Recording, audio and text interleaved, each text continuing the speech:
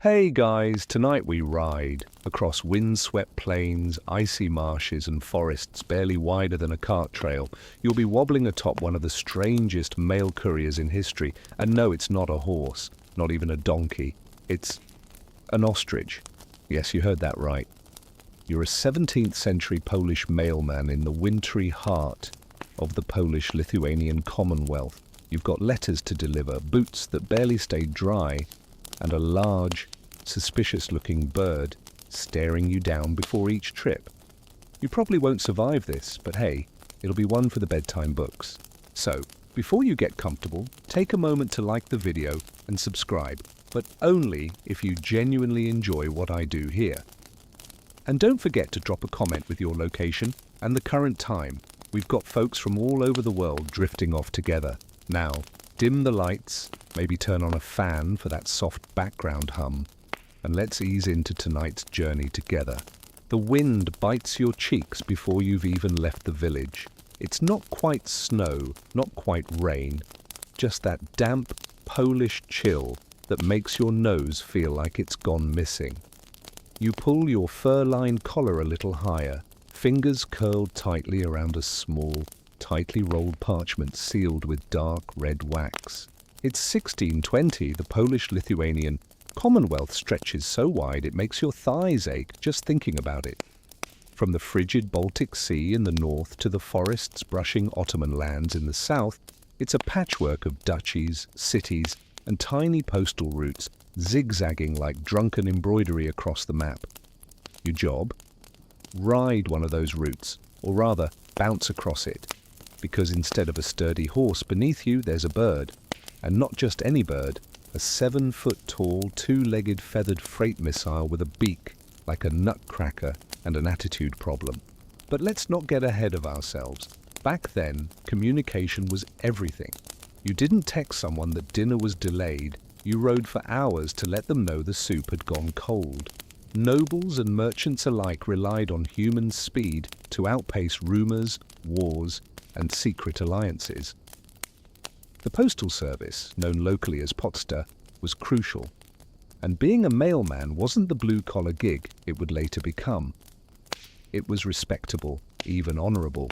You wore a uniform, sometimes with shiny buttons and a hat that tried a little too hard. Your saddle had fringe. Your boots were issued. Well, eventually, you were given travel documents that granted you access through border checkpoints and village gates, and sometimes even meals on the house, a traveling emissary of information, a dignified horseman of the inked word. Except there weren't always enough horses to go around. You start off this shift on foot, trudging through thick mud outside the city of Lwów, now Lviv, in modern-day Ukraine. Your assigned horse had, somewhat inconveniently, been commandeered by a local noble who insisted his wife's piano recital required cavalry-level haste. This wasn't rare. Nobles outranked mailmen, even if they couldn't read. So here you are, shifting weight in your damp boots, when the stablemaster waves you toward a new option. It's tall, it's feathered, it's eyeing you like you owe it money, an ostrich. You blink, then you laugh, then you realize no one else is laughing. Imported as a curiosity for the local slakta Polish nobility, this ostrich had been meant as a pet, a moving lawn ornament for a winter palace garden. But the beast had a temper, refused to preen for guests and tried to kick a bishop. So now it's yours. They've even made a special saddle for it, if you could call a padded slab with 2 side straps a saddle. There's no bridle, of course, because no one's quite figured out how to convince an ostrich to turn. You just sort of lean and hope.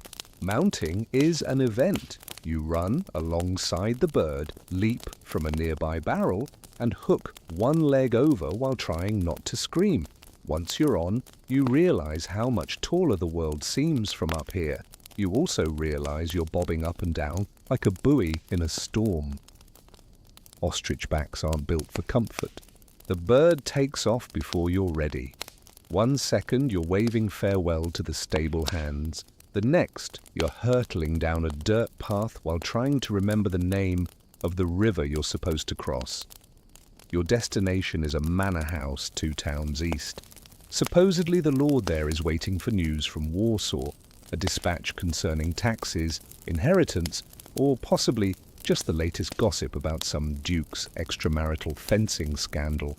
As the wind whistles past your ears, you pass pine forests, low stone walls, and an abandoned hay cart that looks eerily like it gave up on life mid-harvest. The ostrich doesn't slow down. Its legs move with mechanical determination, talons kicking up clumps of mud, its wings flapping for no discernible reason except perhaps pure drama. This is not the smooth glide of a galloping horse. This is controlled chaos. But here's the surprising part. It's fast. Faster than any mule you've ridden, maybe even quicker than that show pony the governor used to parade around Market Square. The ostrich, despite its hatred for directions and its tendency to honk like a dying bagpipe, has speed on its side. And while it doesn't stop when you want it to, it does cover ground like a feathered phantom. You pass peasants on foot who stop to stare, mouths open like sunflowers. A child drops a turnip. An old man crosses himself. You can't blame them. This is not something people see every day, or any day, but the truth is, this is only the beginning of your career atop this ridiculous, majestic bird. Historians still argue whether ostrich riding as a postal experiment was truly widespread or mostly anecdotal, exaggerated in folk stories and satirical verse. But evidence, mostly in private letters and a few court accounts, suggests at least a few brave souls actually did try it. Some say it was confined to the border regions of the Commonwealth, where imports and noble eccentricities ran high. Others believe it was an isolated joke that somehow became policy, because frankly, that's exactly how policy often worked back then. One thing's certain, this job will never be dull, so you cling tighter, adjust your hat, and prepare for the next village, where a toll gate awaits, and where you'll have to convince yet another skeptical guard that yes, you are the mailman, and yes, this is your assigned mount. The gatekeeper squints as you approach, his bushy eyebrows nearly touching in confused disbelief. You slow the ostrich not by choice, but because the bird seems to have spotted something suspicious in the nearby shrubbery, and flash your credentials from the Commonwealth Postal Registry. The gatekeeper doesn't blink. His eyes travel from the wax seal to your boots to the wildly twitching bird legs beneath you. Then he does what anyone would do in his position.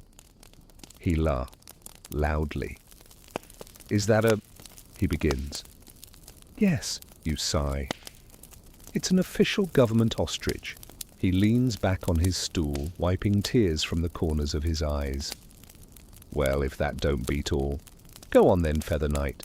You nudge your ride forward, which turns into a chaotic side sprint because the ostrich is apparently very afraid of the gate's wooden wheel. Still, you pass through, leaving behind the man's cackling, and re-enter the dirt path that cuts through the sleeping wheat fields beyond. As strange as it sounds, you're not just some lowly courier, not in this era. In the Polish-Lithuanian Commonwealth of the early 1600s, being a mailman carries real clout. The postal service here, established formally in 1558, was advanced for its time. Its founder, King Sigismund II Augustus, wanted to model a European standard delivery system, one capable of keeping nobles informed, tax collectors fed, and gossip flowing faster than rebellion. And to carry out this ambitious task, the Commonwealth relied on a tiered system of couriers. There were relay riders for short distances, royal messengers for urgent state business, and then, somewhere in the middle, men like you, officially sworn mail carriers, paid to endure frozen roads, dodgy inns, and the occasional bear. Your route isn't cushy, but you do have perks. You've got a copper badge granting you passage, a state-issued dagger for self-defense, and legal protections in case some hungry bandit decides your ostrich looks like dinner. More importantly, you have status. You might not own land or sip plum brandy with senators, but villagers nod when you pass, kids wave, bakers slip you rolls if you're polite. And more than once, a lonely widow has asked if you might like to warm up indoors. You've declined, mostly out of fear that the ostrich would peck down the door in jealousy. Nobility in this time period is performative. Status is wrapped in clothing, mannerisms, and job titles.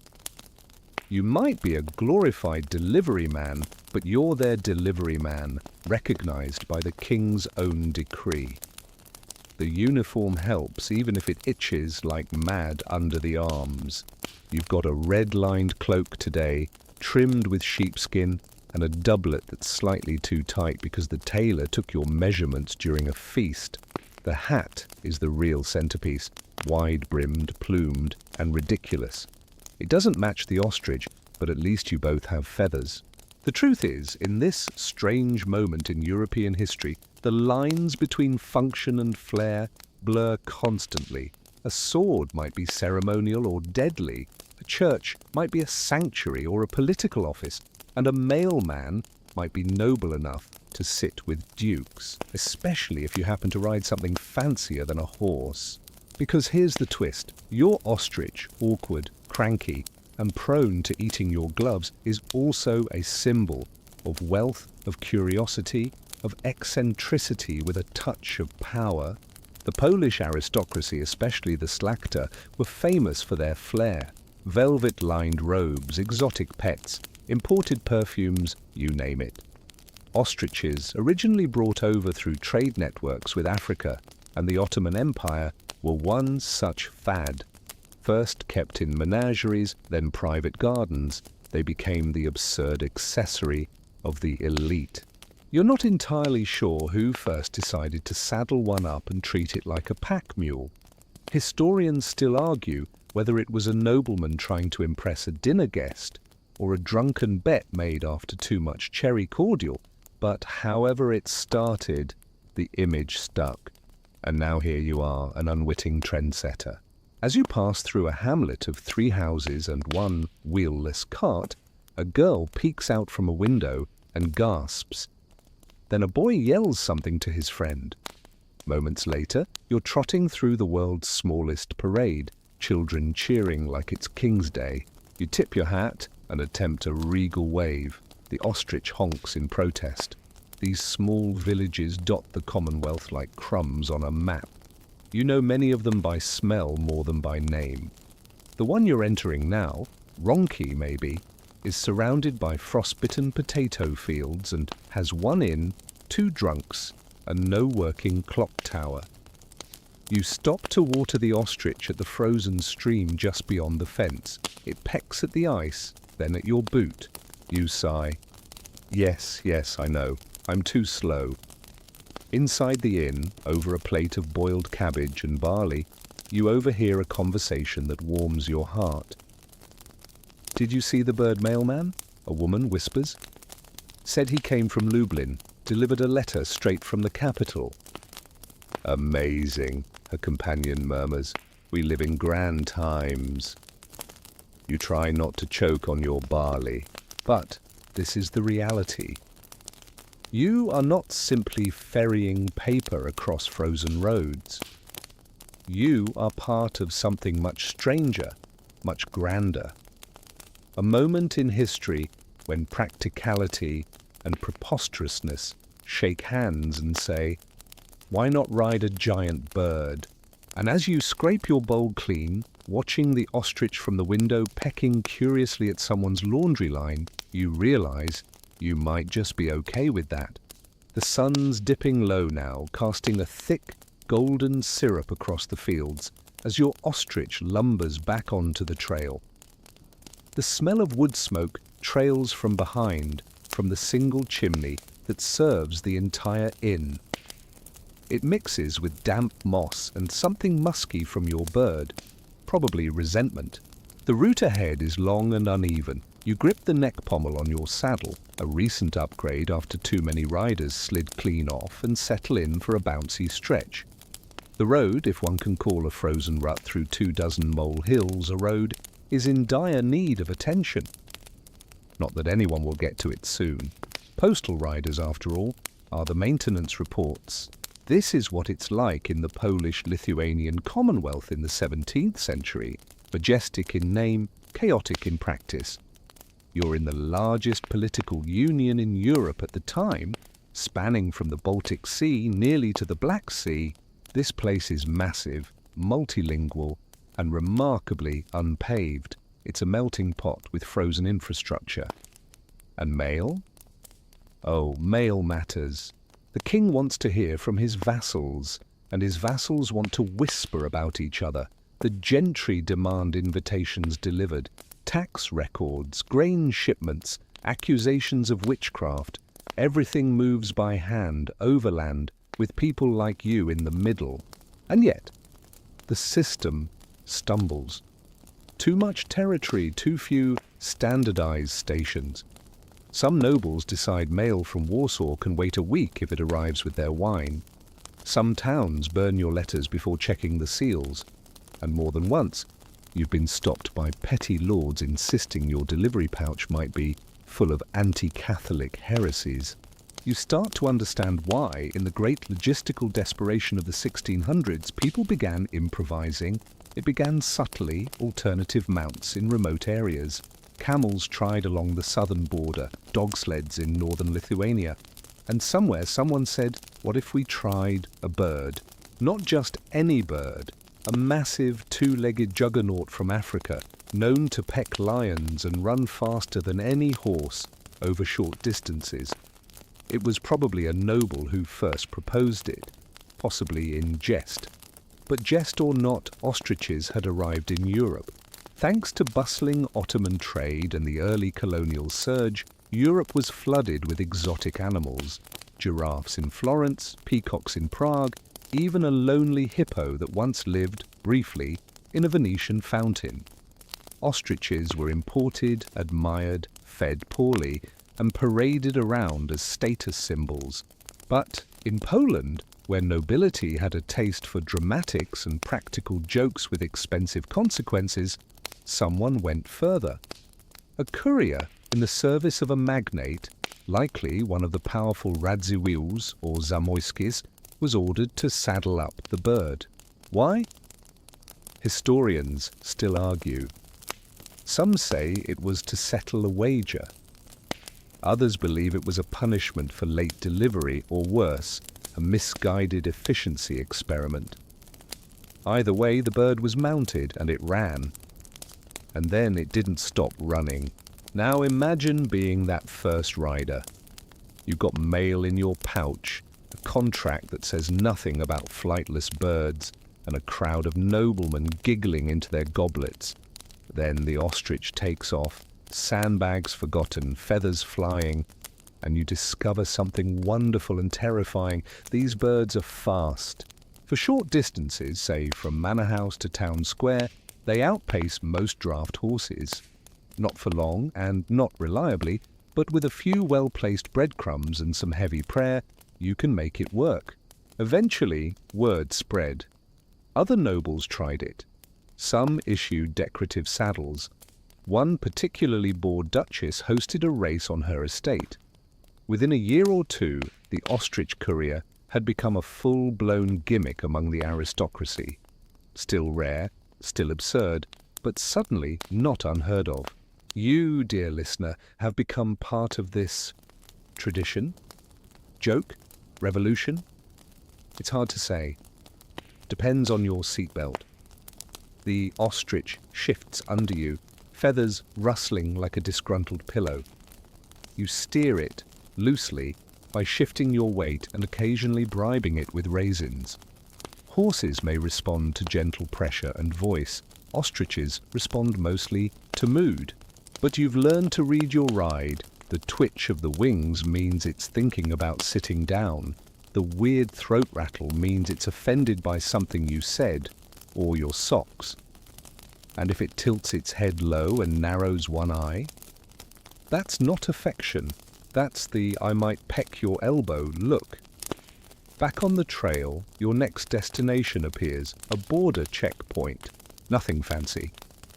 A wooden crossbeam gate, a bored guard chewing what might be a twig, and a wooden sign that says Rune in fading paint. You slow the bird, mostly by just letting it wander, and show your badge. Mail? The guard asks, not moving. Mail, you confirm. He stares at your ostrich, squints, then spits. Don't let it eat my hat this time. No promises. This checkpoint once belonged to a local boyar. Now it's run by the state in theory. The only thing consistent about border rules is how inconsistent they are. Sometimes you're searched, sometimes you're offered lunch. Once you were asked to sing a song in exchange for passage. You chose a funeral hymn. It worked. These inconsistencies make delivery interesting. And in a realm as sprawling as the Commonwealth, interesting often means delayed. Letters can take weeks, months, if rivers flood or nobles decide to throw parties on bridges. Enter the ostrich option. Not a system-wide reform, not yet, but a colourful patch in a very threadbare quilt of delivery options. And sometimes, just sometimes, the odd choice is the best one. You pass the checkpoint and continue onward. The air is colder now and the ostrich is slowing. You hum to it, not because it likes music, but because you do, and the rhythm keeps your mind from drifting too far into the cold. One letter left in your pouch. The seal is cracked slightly. You tuck it tighter. A hawk circles above. Somewhere in the woods, a fox barks. The ostrich hisses. And still, you ride. The trail begins to narrow as you move deeper into the forest. The trees huddle in close, tall pines with trunks like silent guards on either side of the path.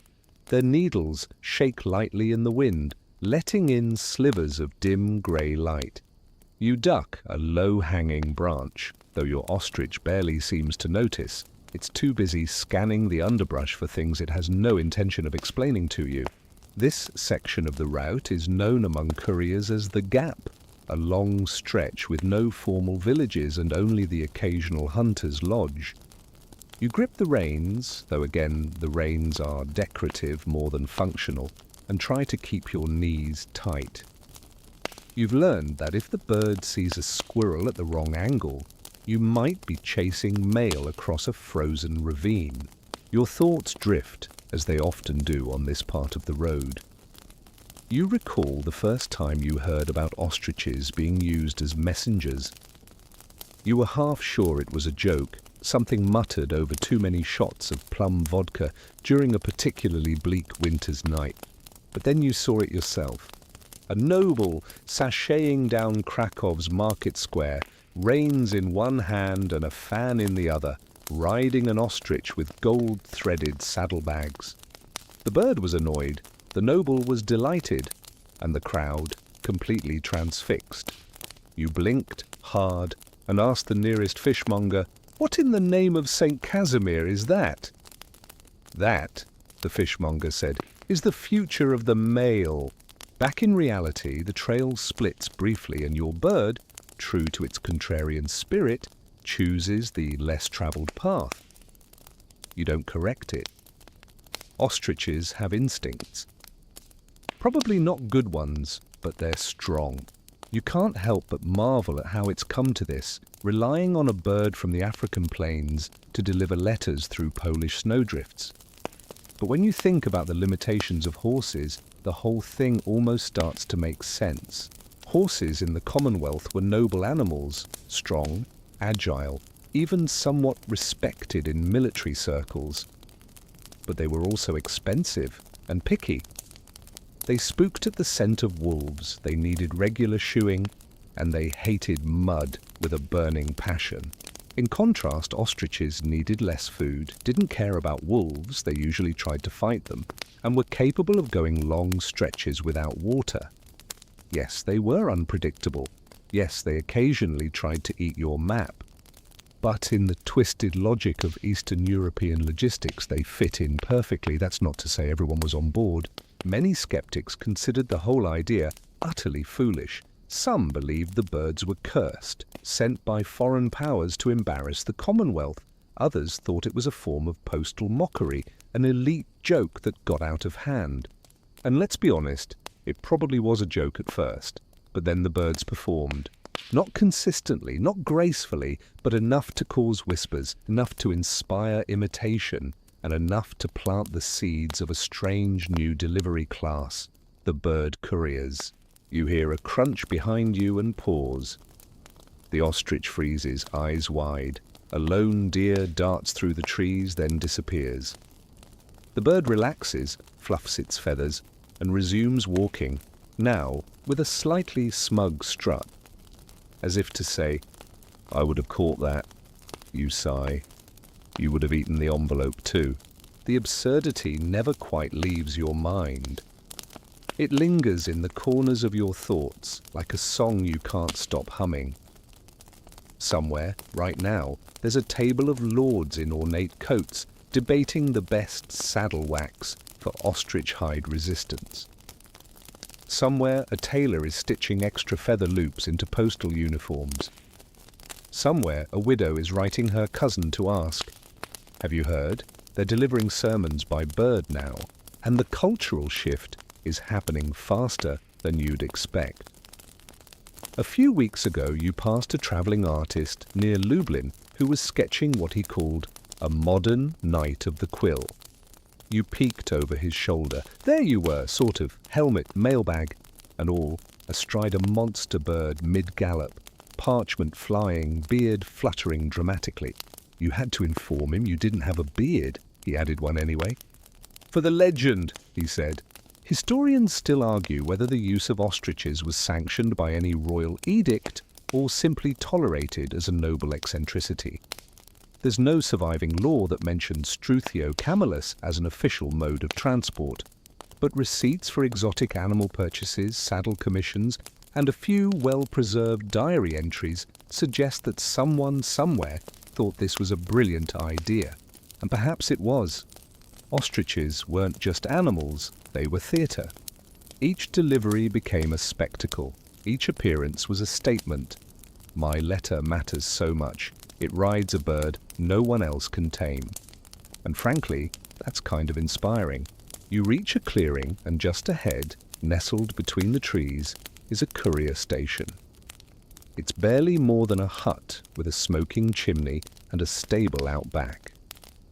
You dismount, not gracefully, and stretch your legs. Your bird wanders off to inspect a pile of firewood. The station master greets you with a tired wave. "Still alive?" he asks. "For now," you reply. "Bird behave?" "No," you say. "But it didn't eat anyone." "Progress," he nods. Inside, you warm your hands by the fire, while the ostrich is bribed into a pen with a small bag of oats and what might be half an apple tart. You've earned a night's rest, a hot meal, and maybe, just maybe, a dry pair of socks. Tomorrow, you ride again. You sleep beneath a pile of wool blankets that smell faintly of pine and someone else's boots. The wind rattles the window shutters and your ostrich honks once in the middle of the night. Possibly at a dream, possibly at the moon. You drift off anyway because nothing tires a person like wrestling a 7-foot bird for control of a mail route. Dawn breaks with the usual indifference. Pale light leaks through the smoke-streaked window, and the smell of barley porridge drifts in from the hearth. You pull on your still damp boots, wince at the familiar cold leather, and head out to rejoin your feathery comrade, who is already stomping at the gate in protest of its oats ration being insufficiently ripe. Your route today will take you further east, through hillier terrain, and, if you're lucky, fewer frozen puddles. The trail winds between mossy ridges, and you're beginning to notice something strange. More riders. Not on ostriches, yet, but on mismatched steeds, all with courier bags strapped to their sides. One even waves. You nod, then double take. Was that a goat? you're starting to suspect that you're part of something spreading, because once the aristocrats had their fun with bird mail, and once a few noblemen saw how fast your absurd mount moved, others wanted in. Not necessarily for mail, no. Some for sport, others for fashion, and a few, you suspect, just to outweird their peers. One manor near Poznan turned their entire garden into an avian racing track. Another reportedly tried to build a sidecar for an ostrich so their dog could ride along. These were the fringe cases. Mostly, the birds were treated like eccentric pets, until someone remembered, wait, didn't a courier use one of these and beat the horse-drawn delivery by 2 days? And so began the fad. It wasn't long before the news spread to the cities.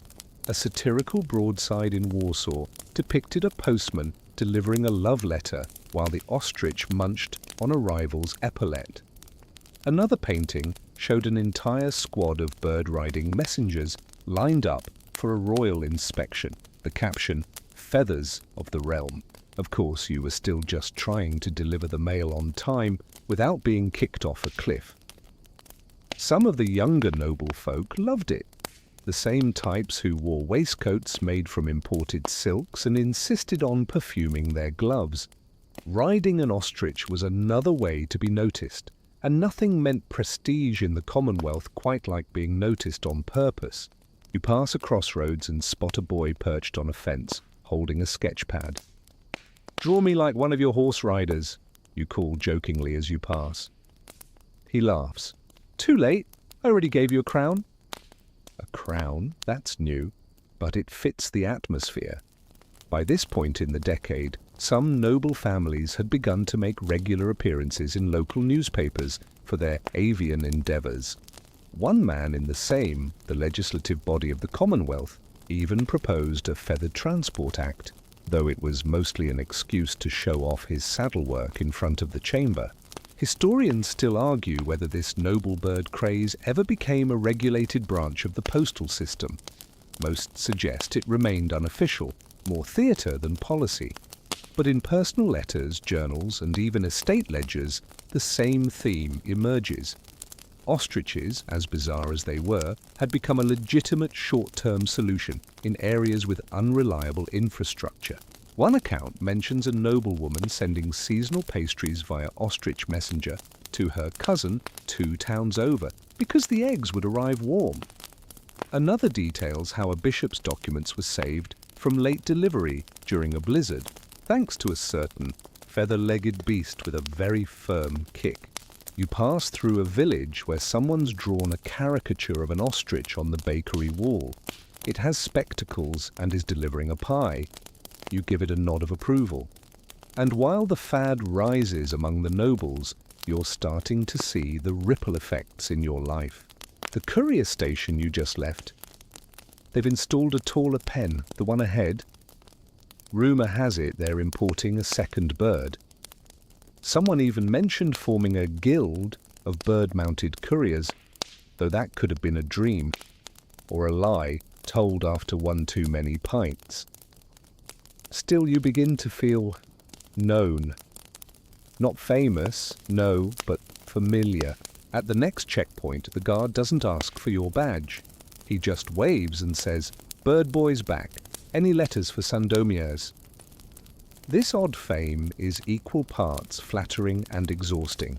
Children chase after you in towns. Bakers offer you ostrich-shaped biscuits. A priest once asked if your mount had a soul. "More than some men," you replied. The bird honked approvingly. As you round a bend, your mount picks up speed, claws kicking up slush and pine needles. The wind slaps your cheeks and you tuck your chin to your chest. Your saddle shifts slightly, note to self, tighten straps later, and you hold firm. This stretch of the route is mostly downhill, and your ostrich takes it as an invitation to sprint. The path narrows, the trees blur, and you realize with cold clarity that you are, at this moment, the fastest object in the province. Your bird barrels through a puddle, soaks your trousers, nearly startles a sheep into retirement, and keeps going. You burst into the next village like a minor tornado. A pig squeals. A woman drops a bundle of turnips. Someone yells, "The mail comet returns!" You dismount in the town square, slap your gloves together, and hand the headman a tightly folded envelope. "For you," you say. He opens it reverently like a relic. "Came fast. Bird was motivated," you reply, giving your ostrich a pat. It promptly tries to eat a broom. And just like that, you're off again. A blur of feather, mud, and mild applause in the distance. It's only a matter of time before you're back in the saddle again, though calling it a saddle still feels like giving it too much credit. It's more like a padded loaf of bread with ambitions. The ostrich gives a little hop as you climb aboard, just to make sure you remember who's in charge. You adjust your cap, shift your weight, and set off toward the next manor house, parchment safe and sound in the leather pouch tied tightly to your belt. This time, you're not alone. 2 other couriers are ahead of you on the road, on horseback, the traditionalists. They glance back as you approach and do a double take when they see your mount. One of them squints, the other leans over to whisper.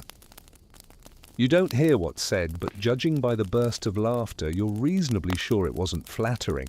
But you're not here to make friends. You're here to make time. The ostrich kicks into gear. The clatter of claws on frosty dirt echoes like hail on a roof. You sail past the horses in a flurry of feathers and smug posture.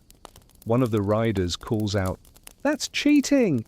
You don't respond, mostly because you're focused on staying upright, but also because you're too dignified for trash talk. Mostly, the countryside shifts as you move further east. Pine forests give way to frozen bogland, the path narrowed by gnarled branches and lazy fog. You know these lands well. You've ridden them in sun and snow through festivals and plagues, past fields of flax and fields of unidentifiable mush. But never before has your mount drawn so many curious glances. As you pass through a roadside hamlet, 6 houses leaning on each other for support, a group of peasants gathers by the well. "That him?" one of them mutters. "A feather post?" "No, no," another replies. "That's his cousin, the bird knight." A third shouts out, "Does the bird talk?" You pause your ostrich, which chooses this moment to release a deep, gurgling hiss. The villagers scream and scatter. "Apparently," you mumble. But behind the laughter and the gawking, something interesting is happening. A quiet shift. More people are starting to expect you. Not just you personally, but your kind. The bird couriers, the feathered few, the ostrich express, whatever they're calling it now. And that brings challenges. You arrive at the next manor house around noon. The place is large with crooked towers and a moat that's more decorative than defensive. You knock with the brass ring on the gate, wait for the servant, and present your delivery. The servant eyes you. Then your bird. Then your muddy boots. Then the bird, again. Was this clean when you left? You blink. I don't recall you being clean when I left. She smirks and disappears inside with the letter. You're directed to the stables, not for your mount, of course. The bird has its own pen now. New enclosure for exotic transport, the groom says, as if he's announcing the arrival of a king. There's even a painted sign, "Ostrich, do not feed cherries." You glance at the bird, who looks disappointed. Lunch is served in the servants' hall, a bowl of hot millet and a slab of cheese. As you eat, a steward enters and drops a scroll on the table. "New route," he says. "Already?" "Special request, urgent. They want the bird." You glance at the seal. It's from a nobleman 2 towns south, a known eccentric. "Must you heard? He was trying to invent a fireproof candle." You nod, tuck the scroll into your pouch, and start mentally plotting the path. But this job, it's changing, fast. You're no longer a curiosity. You're becoming a feature. A minor one, sure. An odd one, yes, but a real cog in the machine. More stations are beginning to prep for avian couriers. Some roads now have raised footbridges built to accommodate long-legged bird strides. There's even talk of a feather tax, a ridiculous idea proposed by a merchant guild to capitalize on the trend. And then there are the rules. You've noticed them forming. Unwritten, half superstitious, entirely ridiculous, but real. You've collected a few already. Never whistle while riding. Ostriches interpret it as a challenge. Always check your pouch after feeding breaks. Ostriches love parchment. If your bird stops and stares at nothing, don't argue, just wait. You're probably the one who's wrong.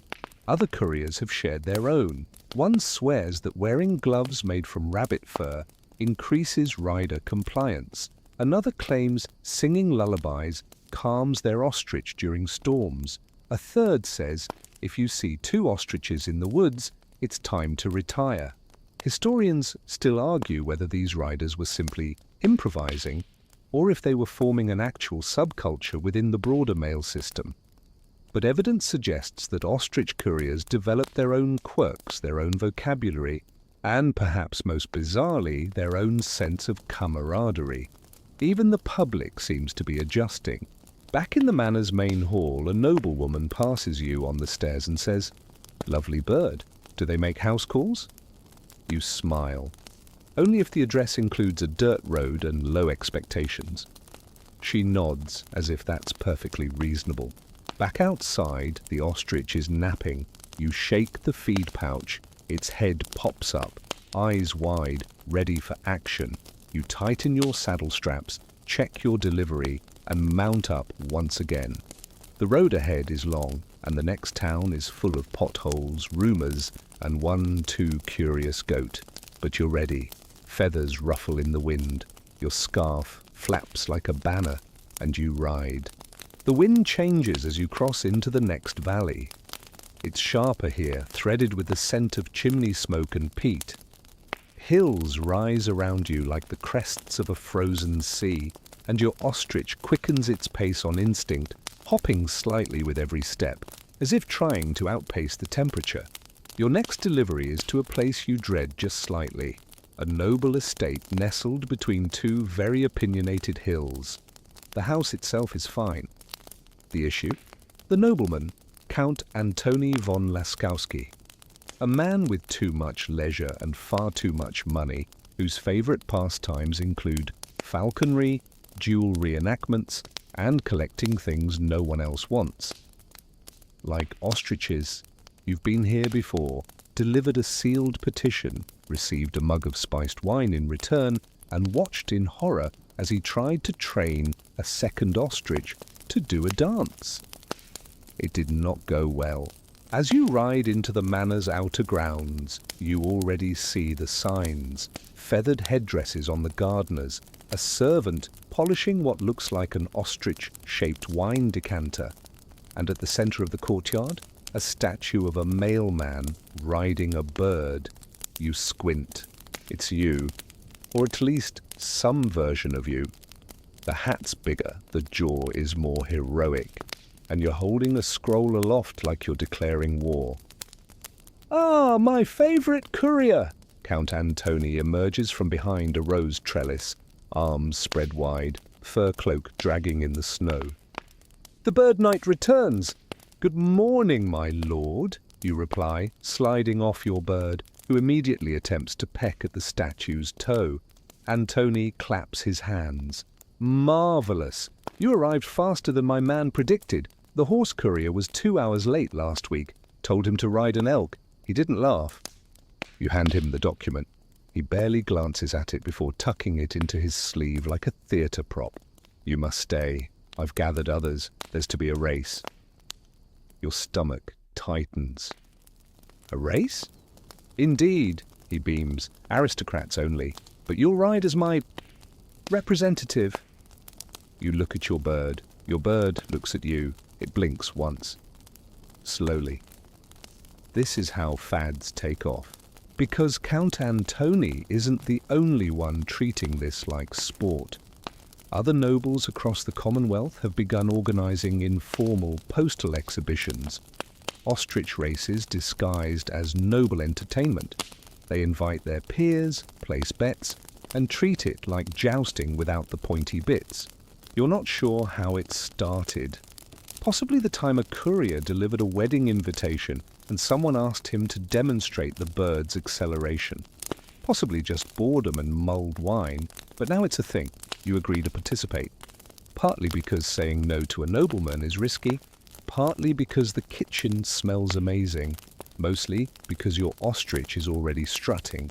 The race is short, just to loop around the orchard, through a hedge tunnel, and back past the stables.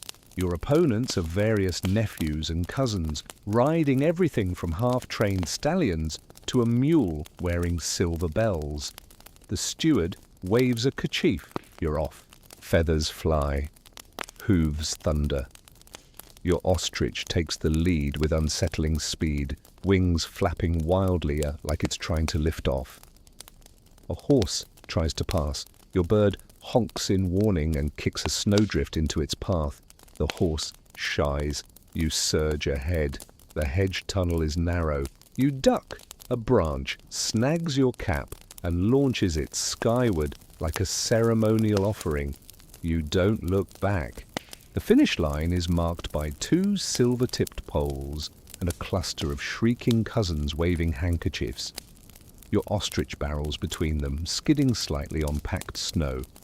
You raise one hand in victory, then promptly fall off. You hit the snow with a whoomp. The crowd erupts in laughter and applause. Count Antony rushes over, hands clasped. Magnificent! Look at you! You were like a feathered cannonball. You sit up, dazed. Did I win? By 2 lengths and a poem, he grins. We composed one mid-race. You're ushered inside, plied with roasted duck and stewed apples, and presented with a feathered sash labelled Official Post-Bird Champion. You're fairly sure it's just a repurposed curtain tie. Still, you can't deny it, you're having fun.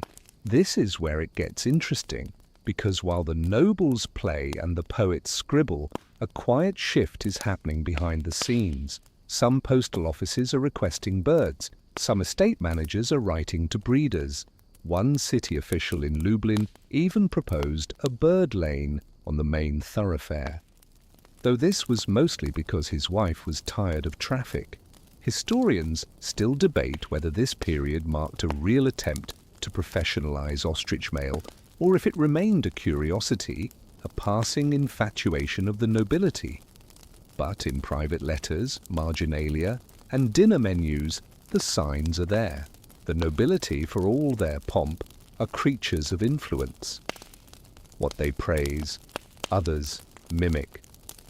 And what they mock, others quietly try out when no one's watching. As you leave Count Antony's manor with a full stomach and a head full of snowflakes, you pass a boy at the gate holding a carved wooden toy. It's a postman on a bird. You pause. Where'd you get that? Papa made it, he says. Said the bird mails faster than thunder. You smile. Not quite, but faster than a mule. The boy grins. I'll want to ride one when I'm big. You nod and ride off. You'll arrive at your next station before dark. Another manor, another gate, another tale to carry, and another oddity to become slightly less odd. The race may be over, but the ride never ends. The afternoon light is starting to fade as you ride through a corridor of leafless birches, their white trunks slicing the forest into neat rows like pages in a forgotten ledger. Your ostrich, ever theatrical, flutters its wings now and then, not for balance, you've learned, but for flair. Today has been a long one. You've delivered 3 letters, endured a race, eaten more stewed apples than dignity allows, and narrowly avoided being trampled by a mule with ribbons braided into its tail. And now, as you settle back into your courier rhythm, you reflect on something unexpected. This job has rules now. Not official ones. There's no statute in the Royal Codebook that covers avian delivery etiquette. But still, the moment you climb onto a bird instead of a horse, the world expects something different of you. And you've learned to expect different things from it. First, there's protocol. Ostrich riding, it turns out, is as much about managing people as managing poultry. Everyone, from peasants to nobles, has questions, and you've begun to collect them like stamps. Does it bite? Yes, sometimes, mostly gloves, occasionally ankles. Can it fly? Only if you launch it off something tall, and you shouldn't. Does it poop while running? Unfortunately, yes, and at speeds that weaponize the results. But beyond the questions, there are emerging customs. For example, you never enter a village unannounced, not because it's rude, but because nothing sends a town into panic quite like the silhouette of a man-sized bird lurching through the mist. You've had people flee barns, shout prayers, and once someone threw a bucket of cabbage at your head. Now you stop just outside the village, jingle a bell, and wait a few moments. Let the rumors trickle ahead of you. You also never, ever dismount near geese. Ostriches and geese do not get along. You learned this in a village outside Lublin, where your mount squared up with a particularly irate gander. The resulting battle is still spoken of in the region as the feather incident. You still have the scar on your shin. And then there's clothing. You've discovered that ostriches are deeply opinionated about fabrics. Yours hates velvet, pecks it, shreds it. Once stole a noble's glove and swallowed it whole, refusing to return it despite many bribes and increasingly panicked threats. The glove was returned eventually 3 days later in very poor condition. You've since learned to wear wool, linen, or, if the day is warm, sturdy hemp. Nothing shiny, nothing ruffled, nothing that rustles. And then, of course, there are the signals. You've developed a whole system of non-verbal cues with your ostrich. A click of the tongue means slow down. A whistle, rarely used, remember, is only for emergencies. A tap on the left leg usually results in a right turn. Usually. Sometimes it results in a sudden, aggressive sprint that ends in someone's cabbage patch. Historians still argue whether ostrich riding couriers like you formed an actual guild or brotherhood. Some claim there was a secret club, the Order of the Feather, complete with coded signals and ceremonial sashes. Others believe it was less organized and more organically chaotic. Still, the idea of camaraderie among bird riders isn't far-fetched. You've begun to recognize the look. The shared nod exchanged when you pass another courier with mud on his boots and claw marks on his saddlebags. You don't always speak. You don't always need to. Back on the road, the terrain begins to shift again. Cobblestones. That means you're approaching a town with delusions of grandeur. You wince as the ostrich stumbles slightly. It hates cobblestones. They're uneven, hard, and make the bird wobble like a drunk marionette. You lean forward, whispering calming nonsense. The bird hisses back. Welcome to Dobrowa, a bustling trade town with 5 streets, 2 fountains, and more gossip than grain. The moment you clatter into the main square, heads turn. A baker pauses mid-need. A barber leans out his window. A dog whines and hides under a cart. Your bird fluffs its feathers and preens as if the applause were audible. You dismount and approach the local post station, a small timber-framed building with a blue shingled roof and a bell above the door. Inside, the clerk looks up, sighs and says, "You again?" "Letter for the mayor," you reply, setting your pouch on the counter. He eyes the bird through the window. "Is it going to attack the chickens again?" "No," you say flatly. "Unless the chickens start it."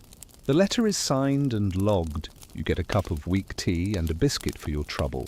Outside, your ostrich has located a puddle and is stomping in it with something that might be joy or disdain. You sip your tea slowly. The sky has darkened and the oil lamps are being lit one by one. In a few hours, the town square will be filled with people too poor to heat their homes, wandering just for the warmth of conversation. And you? You'll be asleep on a cot in the stable's loft, the bird nestled below in its hay-covered pen, muttering in its sleep like a feathered grandpa. This is your life now, not just a mailman, a spectacle, a diplomat, a walking, honking paradox. You are the postal system's strangest experiment. And it's somehow working, one town at a time. The next morning begins with a knock on your stall door, not an unwelcome one, but firm and a little too early. You sit up groggily, brush hay from your cloak, and peer over the loft rail. It's the stable boy holding a piece of paper in one hand and a boiled egg in the other. "Urgent," he says, "from the mayor's wife." She said to give you both. You descend the ladder with a grunt and take both offerings. The egg is still warm. The note bears the mayoral seal and an unmistakable smell of lavender. You tear it open. The message is scrawled in large, bold letters. Delivered to Bishop Mikolaj in Tarnow by sundown. Personal. You glance out the stable doors at the grey sky. Sundown is a tall order. Tarnow's a full day's ride by horse, and no one expects post to arrive faster than sunrise tomorrow. But then again, no one expects post to be riding a bird. You toss the egg into your mouth, gear up and saddle the ostrich, who regards you with its usual mix of judgment and vague anticipation. Bishop delivery, you mutter.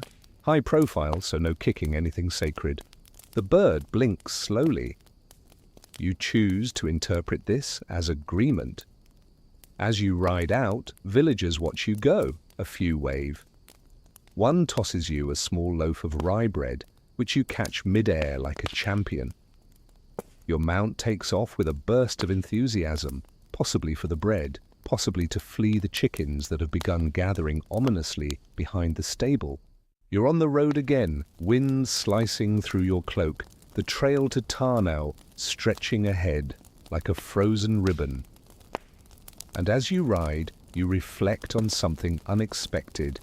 You've become a symbol.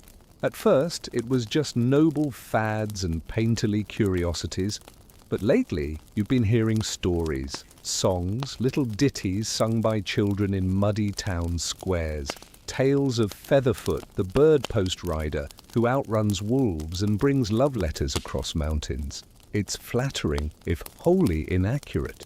Historians still argue whether these songs were adaptations of older folklore, newly attached to the novelty of ostrich mail, or if they emerged organically, folk poetry for a strange new world. What's clear is this: you've become story material.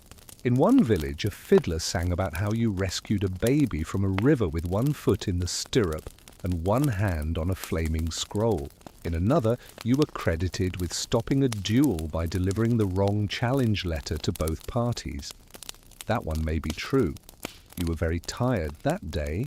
These songs spread quickly, faster perhaps than your actual mail, but with them comes recognition. People now wait for you not just for what you carry, but for what you are. A story that arrived in their town on two legs and a flurry of feathers. You arrive at a fork in the road and take the left path, cutting across a frozen stream bed. The bird slips once, catches itself, then launches into a run. The trees blur past. A crow caws disapprovingly. You lean forward to reduce drag. Not that it helps much when your mount is half-wing. As you reach a hilltop, you pause to rest. From here, you can see Tarnow in the distance, a puff of smoke rising above the rooftops, a pale tower marking the bishop's chapel. You might just make it. While your ostrich drinks from a melted puddle, you pull a piece of waxed paper from your pouch, part of a letter never delivered. You turn it over. Someone's drawn you again. This time with the caption, "Bringer of Feathered Justice." You chuckle. "Justice, huh?" you ask aloud. The ostrich pecks your boot. You continue your ride. Upon arriving in Tarnow, you're greeted not with curiosity but bureaucracy. A city gate, a toll, a guard who refuses to believe ostriches are legal mounts. "This is a respectable town," he insists. "So's the bird," you reply. Eventually, you hand over a copper coin, flash your credentials, and proceed inside. The streets are narrow, cobbled and busy. Your ostrich slips twice and almost eats a hat off a passing child. You apologize profusely while the bird squawks like an offended nobleman. At the bishop's residence, you dismount carefully. No need to make enemies of the clergy, and knock at the heavy door. A robed servant answers and raises an eyebrow. "Delivery for Bishop Mikolaj," you announce, producing the sealed letter with a dramatic flourish. He takes it with barely a word, but as you turn to go, another figure appears in the doorway. The bishop himself. Tall, round-bellied, with eyes like warmed honey, and a beard like a disobedient shrub. "So," he says slowly, "you're the Birdman." "I suppose I am," you reply, adjusting your scarf. He looks at the ostrich, who is trying to eat a piece of ivy off the chapel wall. "Well," the bishop nods, "I've seen odder." You raise an eyebrow. "There was once a monk," he begins, "who trained a goose to sing hymns. It did not go well." You both laugh. He gestures to the square. "Come back tomorrow. I'd like to bless the beast." You nod, only if it agrees. You sleep that night in a warm inn, the kind with too many fireplaces and too few blankets. Your ostrich is stabled outside, muttering contentedly in its sleep, perhaps dreaming of ivy and improperly stored turnips. As you drift off, you wonder if someday, years from now, someone will ask their grandfather about the strangest thing he ever saw, and he'll say, "Well, there was this one courier, rode a bird, delivered a sermon," and they'll laugh. And the story will begin again. You leave Tarnow just after dawn, steam curling from chimney pots like lazy script, the air crisp and edged with frost. Your ostrich stomps dramatically at the gates, annoyed at having to share oats with a very arrogant pigeon earlier that morning. The guards open the gates without argument this time. Word of your arrival must have spread. Either that, or they remember the bird's deeply personal feud with their velvet sashes. Today's journey begins with a simple question, murmured by the baker as you pass. Which is faster, a horse or a bird? You chuckle under your breath, but the question lingers in your mind. You've heard it asked at every inn, in every square, by gamblers and scholars alike. The great debate of the month, maybe the decade, ostrich versus horse. It's not as simple as speed. On flat land, your ostrich can outrun most plodding draft horses and even some well-trained steeds, for a short burst anyway.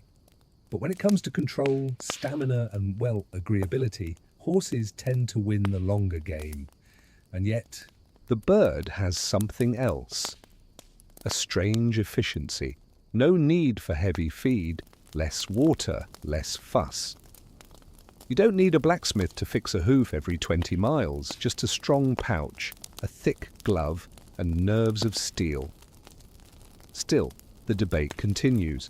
At the last courier station, a groom tried to argue that ostriches were just stubborn chickens in disguise and nearly lost his thumb trying to demonstrate. At the one before that, a stable master measured your bird's stride with string and declared it nobly inefficient. Even scholars are weighing in. You passed a pamphlet in Krakow recently titled The Hypothetical Advantages of Bipedal Mail, written by a university scribe with far too much time on his hands.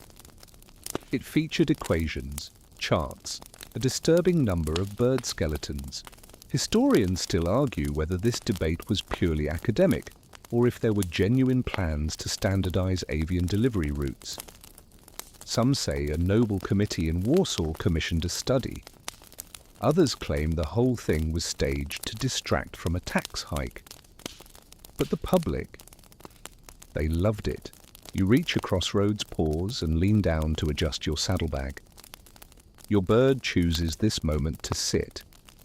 Just folds its legs and plops onto the cold earth like it's taking a stand, or rather, refusing to. Really? You sigh. Now?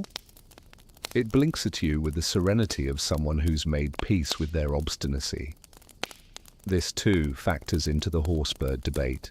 A horse can be persuaded, sometimes even bribed. An ostrich has no such moral compass. It obeys only when the universe aligns, when the wind is right, or when it feels slightly curious about what's over the next hill. You rustle the oak pouch, it stands. You've learned the tricks and your body's learned the rhythm. Your thighs no longer scream every time the bird jolts into motion. Your back has adjusted to the bounce.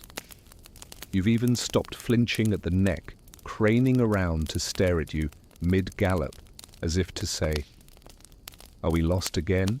As you crest a ridge, you spot a rider ahead, on horseback, bright red cloak, shiny boots.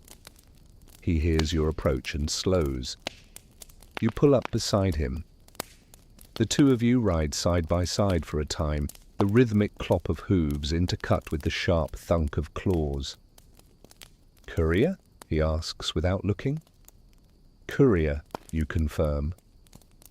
He finally glances over, raises an eyebrow at your mount. "Is that?" "Yup. You win the bet, then." You smile. "What bet?" He smirks. "My brother said I'd meet a bird rider before the year's out. I said I'd eat my hat." You nod to his cap. "Need some salt?" He laughs and waves farewell as he veers onto a side path. That's how it goes now. People expect you, not just you, but the possibility of you. Riders swap tails like traders. Word of ostrich couriers travels faster than you do, almost. And so wherever you arrive, you're no longer a surprise. You're a confirmation of the rumor. The village of Brazina greets you with warm bread and 3 small children chanting a song about feather legs who never tire. One of them asks if your ostrich has a name. You pause. "Not officially," you admit. "Sometimes I call him Sir Fluffsworth." The ostrich hisses. The children cheer. The local elder insists on measuring the bird. He wraps a bit of twine from toe to beak and declares, "Longer than our mayor is tall, probably smarter too." You deliver your parcel, an official summons sealed in green wax, and decline the offer of pickled cabbage, though you accept a carved wooden spoon shaped like a goose. You never say no to souvenirs. One day, you'll open a shop. Back on the road, you think again about that question, horse or bird. You've stopped trying to argue either way. They're different beasts with different strengths. Horses follow rules, ostriches make them. And in a country with more mud than roads and more poems than maps, perhaps that's what makes them perfect. A horse carries the message, a bird becomes it. You stretch your legs out now, fingers brushing the grass as you lean back into your elbows. The sun has risen well above the treetops, warm enough to bring a touch of sweat to your temples, though the breeze keeps things comfortable. Around you, the people seem even more at ease than before. Contentment now layered with stillness. The kind of quiet only earned after effort and sharing. But even in this softness, the day isn't quite finished. Something's beginning again. You notice a man rise near the central carved post, his stance casual, but with a quiet authority that draws eyes without demand. He doesn't speak at first. Instead, he sits cross-legged and begins to hum, a low tone, steady as breath. One by one, others join him, forming a loose semicircle. You shuffle closer without being asked, and then someone begins to speak, not loudly, not dramatically, just a steady thread of words woven with memory and tone. It's a story, but not one for entertainment. This story tastes of bone and salt and sky. He tells of a canoe voyage where the sea turned to fog and the paddles ached like tired limbs. Of an ancestor who sang the stars back into view. Of a fish caught that fed not just the crew, but the storm itself. You feel your breath slow. Each sentence lands gently, like a leaf on water. As he speaks, others nod, some with their eyes closed. You can almost feel the rhythm they move with, the deep inner tide of inherited memory. Every detail is precise but dreamlike. The smell of wet flax, the slap of waves against a hull, a shout carried by wind. And in between the story's peaks, food is offered again, not in piles, not on platters, but one piece at a time. A single slice of dried fish, a segment of preserved kumara, a sip of tea, it's storytelling with taste. You chew slowly as the words settle in. The flavors punctuate the narrative. Sweetness as someone is rescued. Saltiness as they are lost. Bitterness when the storm lingers too long. It's food as footnote, as footstep. Someone leans in to tell you that this is not unusual, that often, in such gatherings, food is timed to emotion. Not always, obviously, not for show, but as a way to let the body feel the story. You take another bite. It's something chewy, perhaps power or eel, and it clings to your molars as the story twists through a moment of sorrow. A brother lost. A paddle floating without a hand. You swallow quietly. Historians still argue whether Maori storytelling was purely oral, or if other elements, gesture, food, music, were inseparable from the tale itself. Some claim the stories changed every telling. Others insist the structure remained fixed, while flavor and tone did the dancing. Here you realize it's all true. The next speaker is older, her voice thinner, but her grip on the room is absolute. She tells a tale of a basket so finely woven that even the rain passed through without touching the food. Of a grandmother who could feed a village with 2 roots and a whisper. This time, you're handed a small square of taro wrapped in kelp. It's cool now, but still carries the memory of fire. You chew slowly. Someone near you offers a palm full of seeds, spicy, smoky, and utterly addictive. You share a knowing look. Every mouthful is a sentence, every sentence a seed. You glance across the circle and see a child mimicking the speaker's gestures. No one stops them. The mimicry is gentle, respectful. This is how the story becomes theirs, too. Soon, it's not about the plot. It's about the pacing. The voices rise and fall like waves, pulling you in and letting you drift. You begin to notice the sounds that wrap around the words, the rustle of leaves, the clink of a gourd, a stifled chuckle, a sniffle held politely in a sleeve. And somehow, through it all, the food continues. Just enough, just often enough. Not to feed hunger, but to anchor you in this moment. You don't speak, you don't need to. A man near you breaks a cracker in half and offers you a piece without looking. You take it, dip it into a paste handed by someone else, and chew while a voice you don't recognize begins a new tale. This one is funny, light, even a little ridiculous. Something about a chief who lost his cloak to a particularly strategic wind and had to make peace with a bush for cover. Laughter bubbles around you like a warm tide pool. You laugh too. The storyteller grins. It feels like dessert. After the last speaker bows their head and sits, there's a silence, not because no one wants to speak, but because no one needs to. That, perhaps, is the true end of a good story, when the silence afterward becomes its own kind of message. You lean back again, pressing your palms to the grass. You've eaten so many things today. Kumara, ferns, tea, shellfish, story, and somehow they all sit the same in your stomach. Steady, satisfying. The voice that began the morning, gentle, patient, just a little amused, returns now. Let us sit a while longer, he says. And you do. Because leaving now would feel like interrupting something too whole to break. The wind howls louder than usual as you leave the manor house, pulling at your cloak like a curious child and stinging your cheeks with icy fingers. You pull your hood tighter, adjust your saddle, and nudge your ostrich forward. It grumbles, softly and with great emotional weight, but obeys. The path ahead leads through the wetlands. In summer, it's a half-dry stretch of reeds and chirping frogs.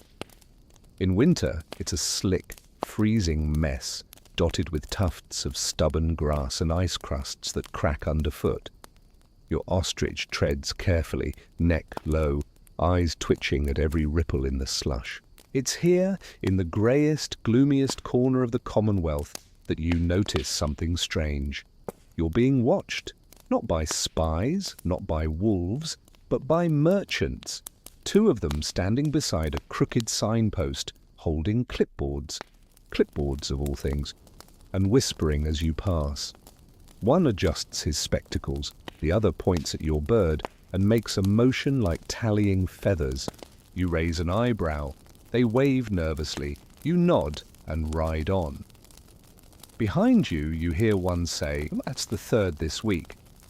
Turns out the ostrich courier has become valuable, not just amusing, not just poetic, valuable, which brings its own set of problems. You start hearing whispers at inns about fake riders, about people dressing up farmhands, giving them geese or turkeys, and sending them into towns with forged letters and flowery greetings. They deliver nothing, collect the attention or the coin, and vanish. Feather fraud. In one village, a man wrapped himself in wool, glued rooster feathers to his shoulders, and claimed to be the ostrich knight of eastern Małopolska. He lasted half a day before being chased into the woods by a real postman riding the real deal. You still hear stories about the sound that ostrich made as it pursued him, something between a kettle whistle and divine retribution. Then there's the feather trade. Ostrich feathers have always been valuable, used for fashion, fans, quills. But now with your kind on the rise, everyone wants a real postal plume. A feather pulled from the chest of a working courier bird, for good luck, for status, for whatever superstition peasants and nobles share this week. You ride into a small market town where stalls sell everything from turnip liquor to genuine bird courier boots. One even offers certified ostrich droppings, proof of delivery. You don't stop to ask how they verify authenticity. A few unscrupulous vendors have begun trailing riders like you, waiting for the birds to molt. Some bribe stable boys, others dig through hay looking for discarded down. One particularly bold merchant once tried to snip a tail feather while you were in the saddle. Your bird kicked over his cabbage cart and sat on his goat. You sent him a bill. There are also rumors, faint, paranoid ones, that rival post networks are trying to steal ostriches outright, not to use necessarily, just to stop you from using them. Historians still argue whether organized ostrich theft rings actually existed, or whether it was simply a few isolated incidents blown out of proportion. But the effect was the same. Riders like you began sleeping closer to their birds, literally. Inns started offering courier lofts, rooms built above the stables so you could hear if anything feathered tried to escape. Or worse, if someone tried to borrow it. You've heard of bribes, bounties, even seduction attempts aimed at bird keepers. One woman in Lublin reportedly disguised herself as a nun to get close to a courier's mount. She left with nothing but a bruised ego and a ruined habit. You've grown wary. You now carry a small pouch of dried chili powder. Ostriches don't eat it, but pickpockets hate it. You wrap your reins twice. You mark your saddle under the lining, just in case someone tries to switch it out for a decoy. Paranoia becomes policy. Even the church gets involved. A bishop in Poznan publishes a sermon warning against idolatry of the feathered beast. He never names ostriches directly, but his metaphors about tall, prideful birds bearing man's messages instead of God's are not subtle. Still, not all religious figures object. In Tarnow, you meet a kindly friar who blesses your ostrich with holy water and murmurs, "May your feet always find dry ground." The bird honks, steps into a puddle, and ruins the moment. Back on the road, you feel the weight of it all. The novelty is no longer just novelty. The bird is a brand, a beacon, a target. And you're not just a courier anymore. You're a symbol of speed, of modernity, of absurd courage. People know you, people want to be you, and some want to stop you. You pass a pair of boys reenacting your ride with broomsticks and paper wings. One yells, "You can't catch me, I'm the windpost." You smile, but behind it, you're alert, watching, listening for the next trick, the next hustle. The ostrich pauses suddenly. You look ahead. A man waits by the bridge, dressed well, too well.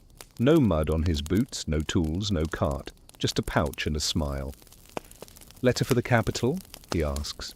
You nod warily. "I could take it. Shortcut through the woods." You shake your head. "My job." "Just trying to help," he says. Then adds, "No shame in letting the horse take over." You glance at his shoes again. Polish, but foreign polish. His smile too even. "No shame," you say, but no reason either. You nudge your bird forward. It steps past him with a theatrical sidestep. He backs off just slightly. Enough for you to feel the tension in the air. You don't look back. As you ride on, you whisper to your mount. "We've got imitators now." It grunts. "And thieves." A low hiss. "And fans." It honks louder, pleased. You pat its neck. "Let's give them something worth stealing." By the time you reach the foothills of the south, the snow has settled in proper. Not just a dusting, but full-bodied, knee-deep snow with attitude. It crunches under your ostrich's feet like compacted sugar. The bird hates it, of course, puffs its feathers every 10 steps like it's trying to intimidate winter itself. You squint at the grey sky. The clouds are dragging low across the peaks, like someone tried to smother the sun with a wet bedsheet. Ahead, a wooden chapel peeks out from a cluster of pine trees, its steeple crooked and stained with decades of smoke. It's Sunday, which means sermons, which means a special kind of delivery, one that isn't always sealed with wax. You dismount with a stiff groan and tie the ostrich's reins to the fence beside the chapel. You used to be able to leave it freely, but after that time it wandered into a graveyard and tried to eat a flower arrangement off a headstone. You're more careful. Inside, the chapel is warm, filled with murmured prayers and the smell of damp wool. A priest turns to greet you.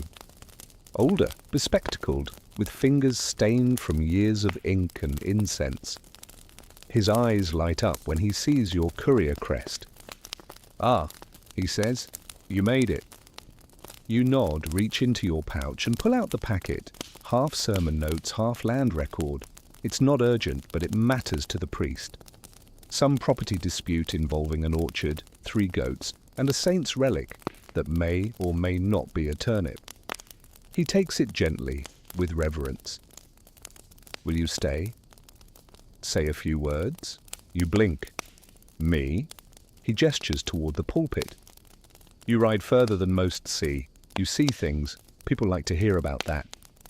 You chuckle. "I'm not exactly a preacher." He shrugs. "Neither was St. Martin. He started on a horse, too." You raise an eyebrow. "Mine has worse manners?" Still you agree, mostly because the benches look comfortable and your hands are still thawing from the ride. He offers you the front row. The chapel fills slowly with villagers, old men with carved walking sticks, women in embroidered shawls, children hiding behind pews. There's a kind of hush that settles over the room when you stand up to speak, not because they expect wisdom, but because they expect something, and that's enough. You clear your throat. The words come slowly, but they come. I rode through 5 villages this week, saw a boy on stilts trying to reach an apple tree in the snow. He fell, of course, but he laughed the whole way down. Saw 2 couriers argue over whether it's better to eat bread before or after a blizzard. The crowd chuckles. You glance out the window at your ostrich, still upright, still grumbling at snowflakes.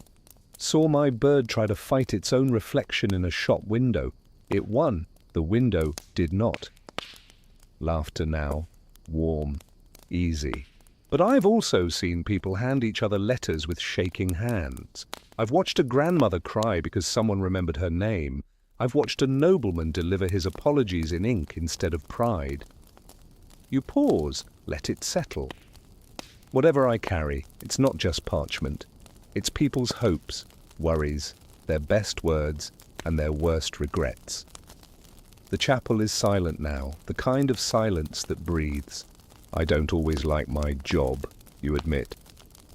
My bird kicks, the roads are long, and I've been chased by more geese than I'd care to recount, but every letter has a weight. Not the paper, but the meaning. That's what gets me back on the saddle. The priest smiles from his seat. The villagers nod. Afterward, you're offered soup, bread, and a seat by the fire. Someone tunes a lute. The children draw your ostrich on bits of scrap paper and insist on giving you all the pictures. You leave with your saddlebag slightly heavier and your heart slightly lighter. It's a strange thing how something so absurd has become sacred because the church hasn't decided whether you're a miracle or a nuisance. Some clergy see the ostrich couriers as symbols of divine speed. Others scoff, calling it beastly vanity. One bishop in Gdansk reportedly claimed your bird was a harbinger of idleness, though this may have been because it ate his lunch once. Still, some parishes have adopted their own feathered rituals. A chapel near Lublin keeps a tiny stuffed ostrich feather behind the altar for blessings in long journeys. Another village hosts an annual St. Swift Sunday, where they release doves, sing courier ballads, and bake pastries shaped like birds.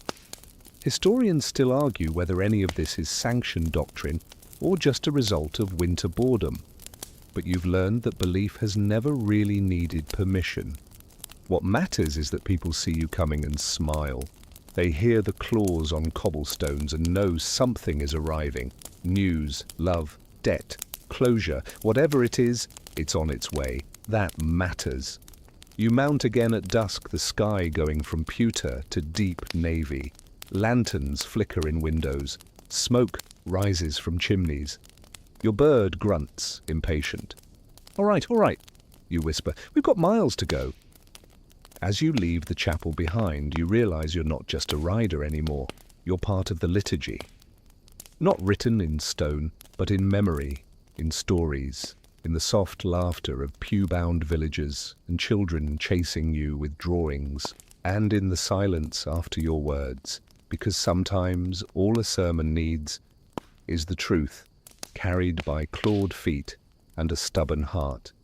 Night has its own voice out here, the kind that hums low through pine trees, rustles frostbitten grass, and follows you like a second shadow.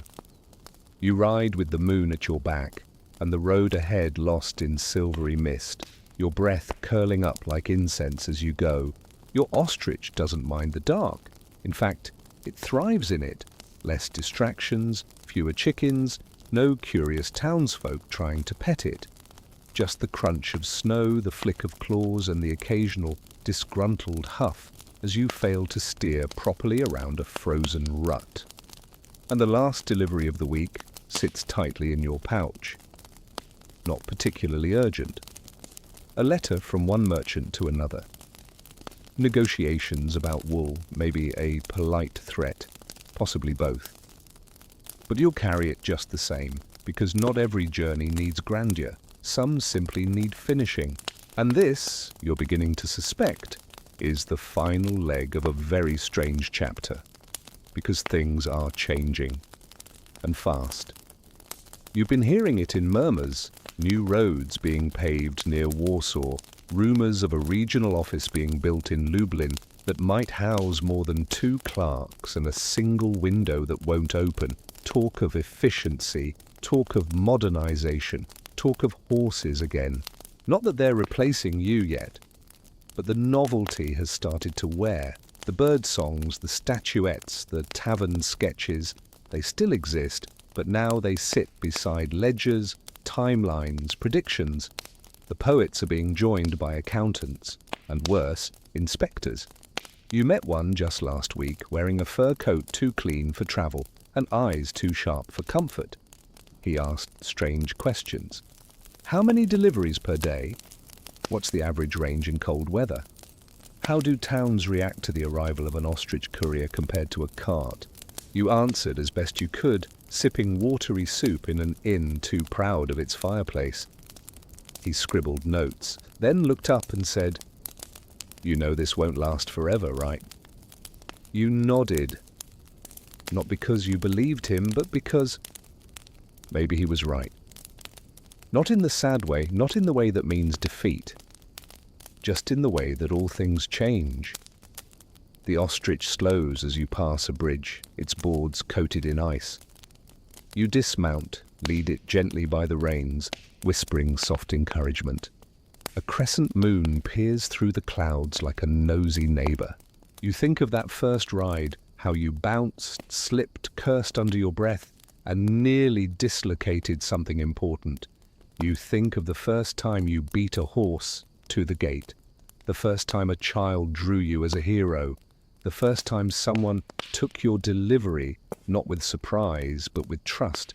You've seen things no one believes, smelled things no one should, eaten things that might have been food. You've endured bandits, sleet, bureaucracy, flirtatious widows, and one truly vengeful duck. And somehow, you've stayed upright through it all. Historians still argue whether this final era of ostrich mail was decline or evolution. Some say it dwindled gracefully, phased out by smarter systems and sturdier mounts. Others believe it flared one last time, flamboyant and defiant, before vanishing into footnotes and folk tales. Either way, the signs are there. The post stations are changing. Some now include horse feed again. Others have quietly let their bird pens rot. You passed one that had turned theirs into a chicken coop. Blasphemy, but practical. And yet, you also passed a young rider on a smaller ostrich just starting out. Nervous, proud, wearing boots 3 sizes too big and a smile too wide for the cold. So maybe it isn't fading. Maybe it's molting, becoming something new. The town lights come into view, scattered lanterns floating in the dark like low-hanging stars. You mount again, stretch your back, and let the ostrich take you the final mile. No need to steer. It knows the way. This is Krosno, a sleepy trade post tucked against the hills, full of quiet streets and louder dogs. The letter is for a merchant's son, some early inheritance business. You don't ask. You just hand it off to the housemaid, who nods and offers you hot cider in thanks. You drink it on the stoop, watching your ostrich peck lazily at a patch of frost. It seems calmer now, maybe tired, maybe content. You wonder if it feels the change too. You remember what the inspector said. This won't last forever. But maybe that's fine, because even if the bird stops running, the story doesn't. Someone, somewhere, will always remember the courier on 2 legs, the feather knight, the postman who outran winter and scandal and logic itself, who showed up on time, most of the time, with parchment and pride. And maybe, someday, they'll tell it again, around a fire, in a book, as a bedtime tale. You finish your cider, pat the ostrich gently on its side and lead it toward the stables. There's one more journey ahead, just one, but for tonight, you sleep. You follow the soft-packed earth path away from the marae, feet brushing over fallen leaves and the occasional stray petal from a flower used earlier in the ceremony. The hush of the trees seems deeper now, as though even the forest respects the meal that's just ended. It feels like slipping out of a warm blanket, not jarring, not cold, just a slow exhale into solitude. A few others walk ahead of you, chatting in low tones, their voices more rhythm than words. No one's rushing, no one's checking a clock. There is no next meeting, no what's for lunch, because lunch already happened in a form that nourished more than your stomach. You reach a fork in the path. Most people go left toward their homes or small encampments beyond the trees. You're guided gently right toward a small clearing framed by low stone walls. It's not as grand as the marae, not carved, not formal, but it holds something. It's a place to sit, so you do. And there, as if summoned by quiet, someone arrives beside you. An older man this time, skin weathered, eyes bright. He sits slowly, joints popping like old floorboards, and places a small bowl between you. Inside, 2 slices of what looks like taro cake, topped with a shimmer of syrup and dusted with crushed seeds. He doesn't speak right away. Instead, he watches the breeze play in the leaves. Then he says, "You've eaten a lot today." You nod, smile a little. He chuckles. "But it's not the eating that fills you." You look at him. No, it isn't. He passes you a piece from the bowl. You take it. It's dense but tender, the syrup not too sweet. Just enough to make the seeds stick to your fingers. You lick them clean, and he grins like you passed some unspoken test. "You know what I like most about food like this?" he asks. You wait.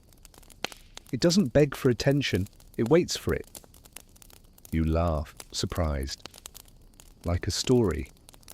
He nods. You eat the second piece slowly, watching the sunlight flicker across the grass. A breeze brings the scent of cooked herbs and faint ash from the hangi pit. It's fading now but not gone, like the memory of a hug. The man leans back on his elbows and sighs. "When I was young," he says, "I thought the ceremony was about the food, all those smells, all the work. That's what I saw." You nod. You felt that too. "But it's not really about food," he continues. "Not alone. It's about what the food carries, the hands that made it, the stories we shared, the people we honored." You look at the crumbs in your palm, "and how we leave the space afterward," he adds. "That says just as much." You sit quietly with that. Historians still argue whether Maori sunrise ceremonies like this were strictly spiritual, communal, or seasonal. Some trace their origin to harvest cycles, others connect them with rites of passage or remembrance. The truth, you suspect, is layered, like the leaves of a flax bundle wrapped around something steaming and sacred. The man beside you shifts, gets to his feet slowly. "I'll leave you now," he says, "but you'll carry it. You've got good remembering eyes." You thank him, and he walks away without hurry, blending into the forest trail like he was always a part of it.